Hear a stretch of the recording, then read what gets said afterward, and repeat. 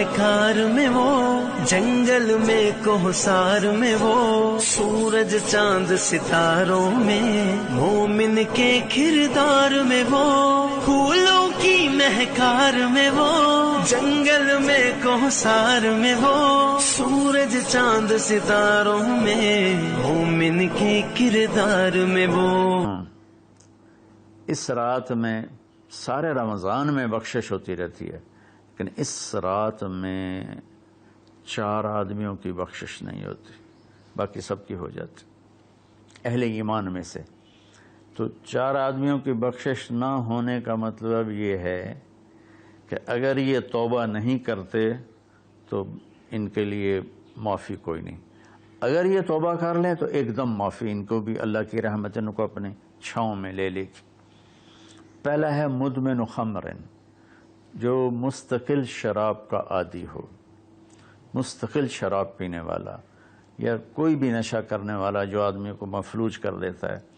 تو اس وقت میں نشہ خمر شرابی تھا، اب تو ہیروئن اور کوکین اور کیا کیا وہ ٹیبلٹس بھی ایسی آ گئی ہیں، ایک ٹیبلٹ 5-5 ہزار کی ہے، اور ہمارے کالج سکول کے بچے بچیاں اس میں بالکل 16-17 سال کی عمر میں اس میں پھنسے ہوئے ہیں۔ تو مدمن خمرن، شراب پینے والے کی بخشش نہیں ہوتی۔ دوسرا کون ہے؟ عاق لوالدیہ، یہ عجب لفظ ہے عاق۔ عاق عقا یا عقو ہے، اس کا مطلب ہوتا ہے پھاڑ دینا، ٹکڑے ٹکڑے کر دینا۔ تو اس سے مراد وہ اولاد ہے جو مسلسل نافرمانی کر کے ماں باپ کے دل کو توڑ دیتی ہے اور چیر دیتی ہے۔ ایک ہوتا ہے کبھی کبھار آواز بلند ہو جانا، وہ تو ایک فطری چیز ہے کہ بیٹے کی آواز ماں کے سامنے بلند ہو جائے، باپ کے سامنے بلند ہو جائے، بیٹی کی آواز ماں کے سامنے بلند ہو جائے، باپ کے سامنے بلند ہو جائے، یہ نیچرل ہے، اس کو نافرمانی نہیں کہتے۔ یہ ایک وقتی طور پر ہوتا ہے، پیچھے وہ ان کو پھر بیٹے کو خیال آتا ہے تو وہ معافی مانگتا ہے جا کے، بیٹی کو خیال آتا ہے وہ معافی مانگتی ہے جا کے ماں سے، تو ان کو نافرمان نہیں کہتے۔ عاقہ وہ مرد، وہ عورت، وہ لڑکا، وہ لڑکی جو اپنے باپ اور ماں کے دل کے ٹکڑے ٹکڑے کر دے۔ آپ سے پوچھا گیا تھا یا رسول اللہ قیامت کب آئے گی؟ آپ نے فرمایا اللہ کے سوا کوئی نہیں جانتا۔ آپ نے فرمایا تو کوئی نشانی؟ تو وہ پوچھنے والے نے عرض کیا یا رسول اللہ کوئی نشانی بتا دیں، تو آپ نے فرمایا جب تم یہ دیکھو کہ بیٹیاں ماؤں سے نوکروں جیسا سلوک کریں، یا خاص طور پر بیٹی کا لفظ استعمال کیا، بیٹے کا نہیں، کہ بیٹے عام طور پر ہی سرکش ہوتے ہیں، بیٹیاں عام طور پر فرمانبردار ہوتی ہیں۔ تو آپ نے فرمایا جب تم یہ دیکھو کہ بیٹیاں بھی ماؤں کی دل شکنی کرنے لگ جائیں اور عرب کے بدو لمبی لمبی عمارتیں بنانے لگ جائیں، تو سمجھنا کہ قیامت قریب ہے۔ تو میں یہ بچیوں سے خاص طور پر کہتا ہوں کہ یہاں اللہ کے نبی نے بیٹوں کا ذکر نہیں کیا، بیٹیوں کا ذکر کیا ہے، کہ جب یہاں تک نوبت پہنچ جائے کہ بیٹیاں بھی ماؤں کے ساتھ نوکروں جیسا سلوک کریں تو پھر قیامت قریب ہے۔ تو یہ بہت کامن ہو چکا ہے ہمارے گھروں میں، کیونکہ اس موبائل نے اور یہ کمپیوٹر نے، انٹرنیٹ نے ہماری ساری زندگی اس کے اندر کھپا دی ہے۔ ہمیں رشتوں کا لحاظ نہیں، رشتوں کی قدر نہیں، ایک دوسرے کے پاس ادب نہیں۔ میں جب بہت چھوٹا تھا تو میں نے اپنی ایک پچھلی نسل جو اب ساری ختم ہو گئی ہے، آخری سے میرے بہنوئی وہ بھی فوت ہوئے ہیں چند دن پہلے، تو ان سب میں اپنے ماں باپ کا اتنا ادب ہوتا تھا کہ کوئی ان کے آگے چوں نہیں کرتا تھا۔ میں نے اپنے دادا کے بھائی کو دیکھا ہے، دادا کو میں نے بس ایسے حلیہ، ایسے کہ ہیولا سا ہے بھائی، یوں شکل تھی لیکن وہ یاد نہیں، دادا کے بھائی کو دیکھا ہے۔ تو دادا کے بھائی کے جو بیٹے تھے نا، جب ڈیرے میں بیٹھتے تھے تو اپنے والد کے سامنے نہیں بیٹھتے تھے، پیٹھ کے پیچھے بیٹھتے تھے، حالانکہ دین کی کوئی خبر نہیں تھی۔ یہ اس وقت کی معاشرت تھی، مشرقی معاشرت۔ اب بھی آپ جائیں تھر میں تو ہندو عورتیں ہوں گی جب گاڑی آئے گی تو ایک دم اپنا گھونگھٹ نیچے کر لیں گی، حالانکہ ہندو عورتیں. یہ تہذیب مشرق ہے. تو اسلام تو ویسے ہی عریانی فحاشی کی اجازت نہیں دیتا. تو ہماری تو مشرقی تہذیب بھی اس بات کی حامل ہے کہ عورت حیا کے پردے میں چھپی ہوتی. اور اللہ نے مجھے تاریخ پڑھنے کا بہت موقع دیا. دنیا میں یہ جو راجپوت قوم ہے یہ آرین ہے. تو جب ان کی یہ قبل مسیح آئے ہندوستان میں، عیسیٰ علیہ السلام کی آمد سے پہلے ہندوستان میں آئے، پھر یہ خونخوار تھے اور آپس میں لڑتے تھے. تو پورا ہندوستان چھوٹی چھوٹی ریاستوں میں بٹا ہوا تھا. کبھی کسی راجا نے 5-10 ریاستیں فتح کر لیں ورنہ یہ اس طرح تقسیم تھا. تو یہ دنیا کی واحد قوم ہے.